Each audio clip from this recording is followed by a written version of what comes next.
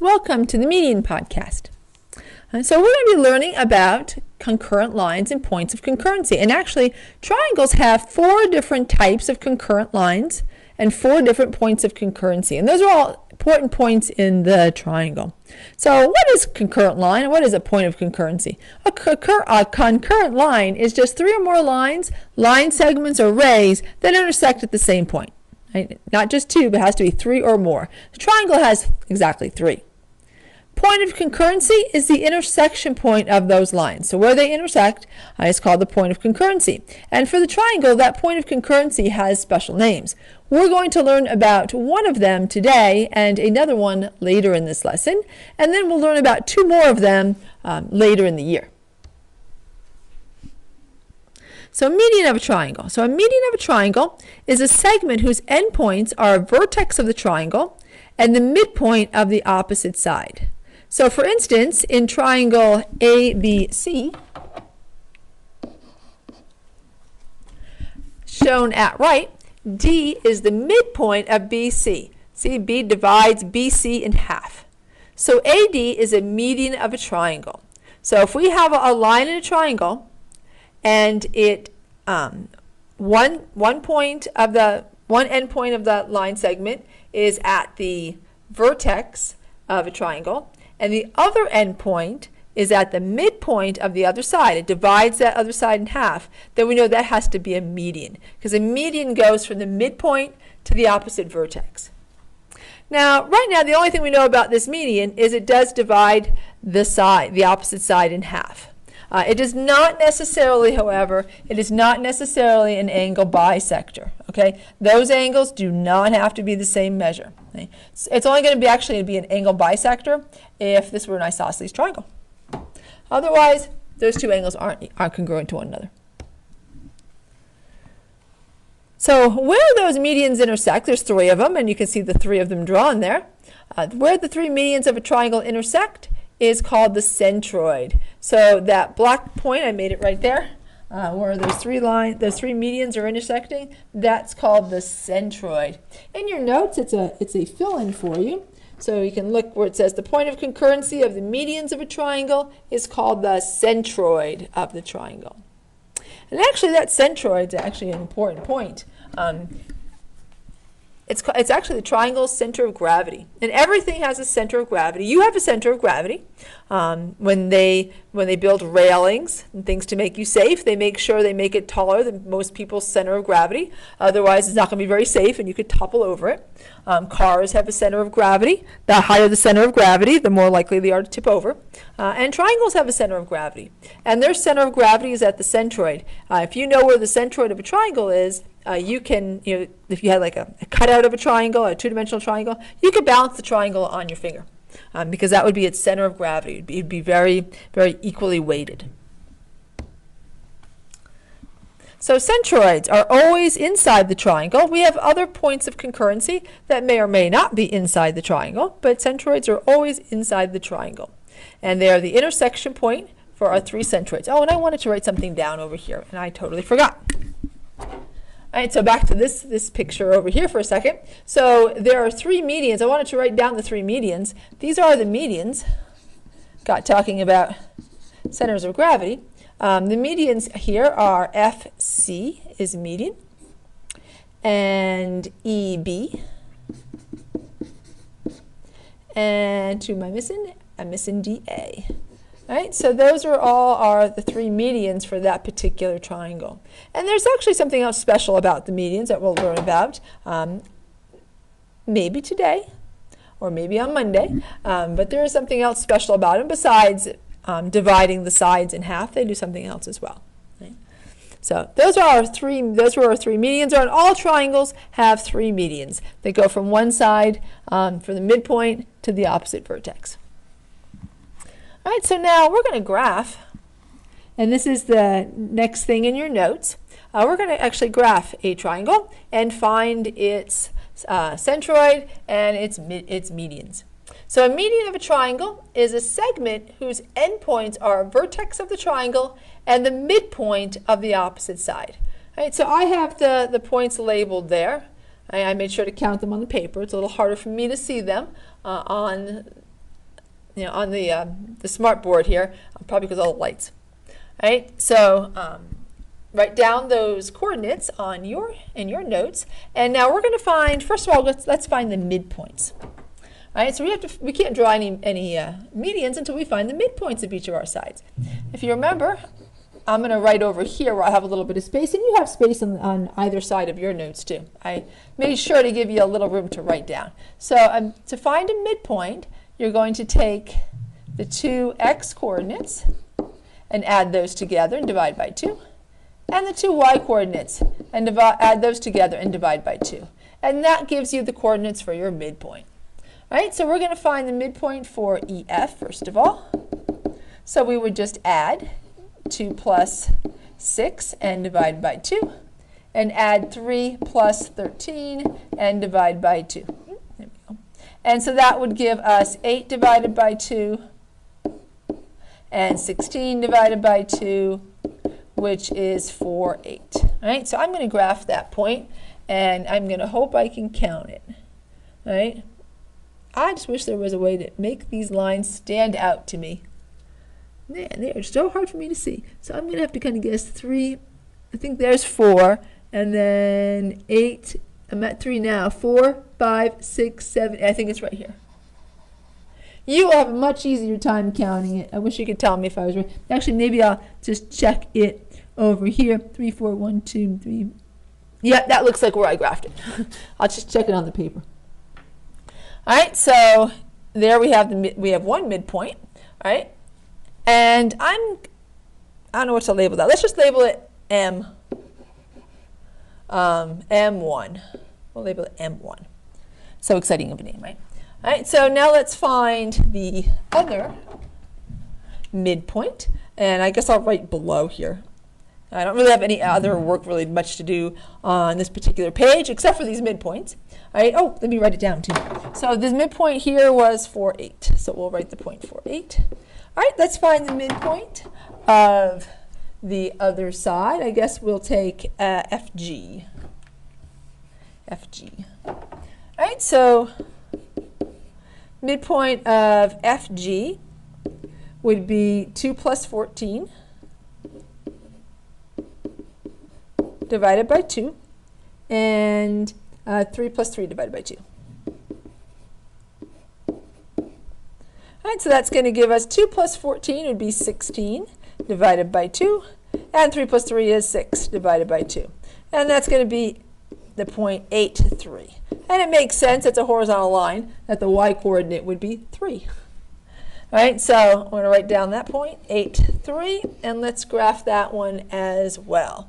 All right, so, well, I know where 6 is located, so just have to move 2 more away, huh? Boy, this leaves something to be desired in terms of seeing. I think I'm going to go blind by the time I try to figure this out.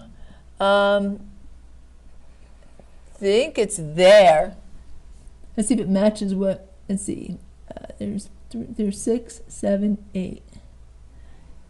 That looks like where I put it on the other paper.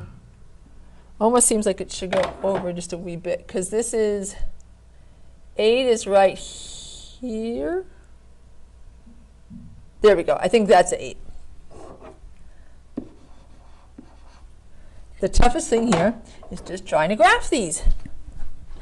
I have to figure out a way to make my lines darker. It's so nice and dark on yours. All right, and now let's find the last one. That's EG. All right, so that's going to be 6 plus 14. Oops, what happened to my 1? There it is. Divided by 2. And 13 plus 3 divided by 2. So that would give us 20 divided by 2 and 16 divided by 2. So that's going to be 10, 8. All right, so 10, 8. All right, I'm going to use paper so I have kind of idea where it's going to go. And then maybe that will help me. So 3, 4, 5, 6, 7, 8, 9, 10, 8, 1, 2, 3, 4, 5. Okay, I see where it is. It's right here. Here we go. There is the last one, M3. All right, so now we have, oh, we didn't write it down, so 10, 8. We have our 3 midpoints. All right, so triangle EFG is graphed on a coordinate plane, and we want to find the midpoint of each side, which we did, and then graph the 3 medians of the triangle EFG. All right, so now all we have to do, you're just going to need to get a ruler. Don't hand draw it. I will use a line tool, right, and I'm going to go from the vertex, right, to the midpoint to the vertex. And I don't want to hand draw because I want to draw a straight line, right? So there we go. There's my straight line, right? I'm not expecting a horizontal line, right? Because this is at 8, right? Or it's supposed to be at 8, and that's at 3. So that's not going to be a horizontal line. And here's the other one. Ooh, I missed the vertex.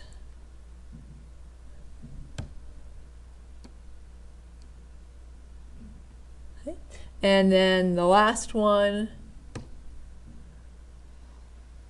Right, so you're drawing a line from, and they're all supposed to intersect. So who do you think is supposed to be is the wrong one here?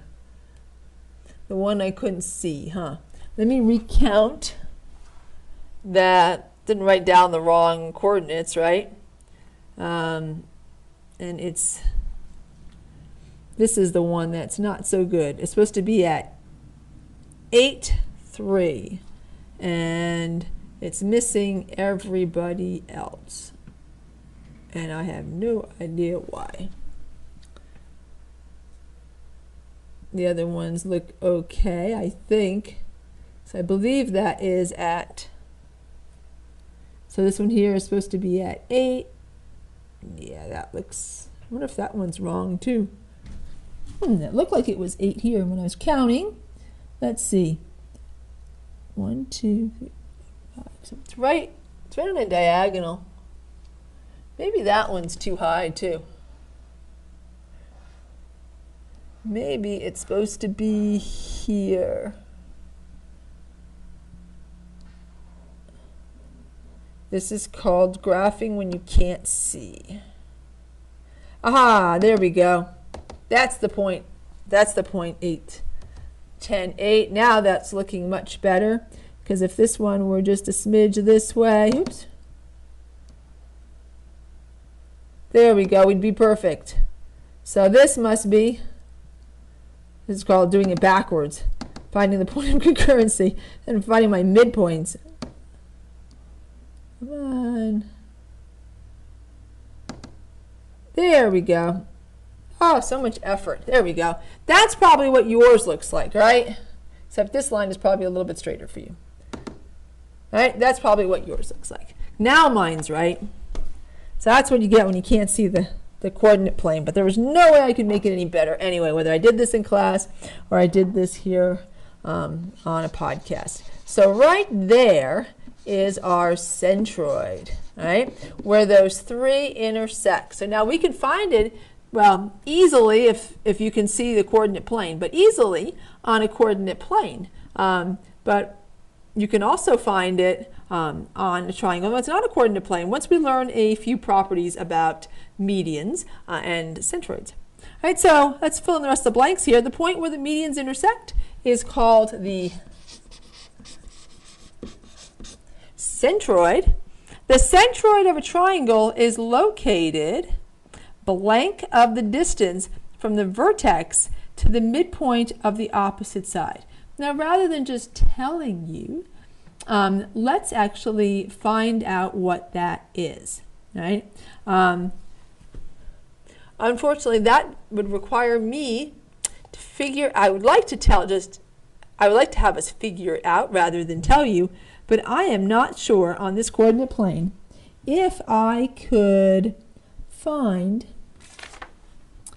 what that point is. All right, so I'm going to tell you, and in class, we're going to write up the last little piece here and figure out where that point is. All right, If we can figure out where the point is, then we can check and see. If it's a fractional point, those are really hard to estimate anyhow on a coordinate plane, and so maybe we won't be able to check it, and you'll just have to believe me. But the centroid of a triangle is located, we'll fill this one in. It's going to be 2/3 of the distance from the vertex to the midpoint of the opposite side. So in other words, so this distance here, let's write this in on our graph here. We won't check it with a distance formula because I think it'll drive me crazy trying to find that point. This here would be 1/3 of the distance, and this would be 2/3. And together they make up the whole distance across the centroid, across the median. And this would be 1/3. So it's 1/3 from the vertex to the centroid, and then it's 2/3 from the centroid to the vertex. So midpoint to the centroid is 1/3, and centroid to the vertex is 2/3. And so this here would be 1/3 the distance, and this here would be 2/3 the distance. And I think I'll just be satisfied to tell you what it is rather than us trying to figure out exactly what that centroid point is and then checking it with the distance formula. I think that will be fine. I think you'll trust me on that one. All right, so now you've learned a little bit about centroids, all right, and how to find them on a coordinate plane. And actually, we're going to be working with them to find different measurements. Right? So the centroid of a triangle is the triangle's balance point or center of gravity. In other words, if you made the triangle out of cardboard and put its centroid on your finger, it would balance. On each median, the distance from the vertex to the centroid is twice as long as the distance from the centroid to the midpoint of the opposite side of the vertex. Right? And if you think about it, it was 1/3 from the midpoint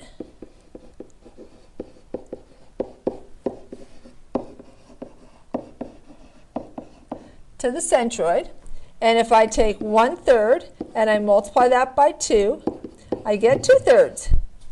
And it was 2/3 from the vertex to the centroid. So 2/3 is twice as big as 1/3. So that means the centroid is exactly 1/3 of the way from the midpoint of the side of the vertex of the triangle, and 2/3 to the vertex. So 1/3 from midpoint to centroid, 2/3 from centroid to vertex. All right, and now we've learned a little bit about medians and centroids. And then in class, we're going to fill this in and find and look at the relationships between the different segments and find different measures. All right? Well, thanks for watching my podcast, and see you in class. Bye.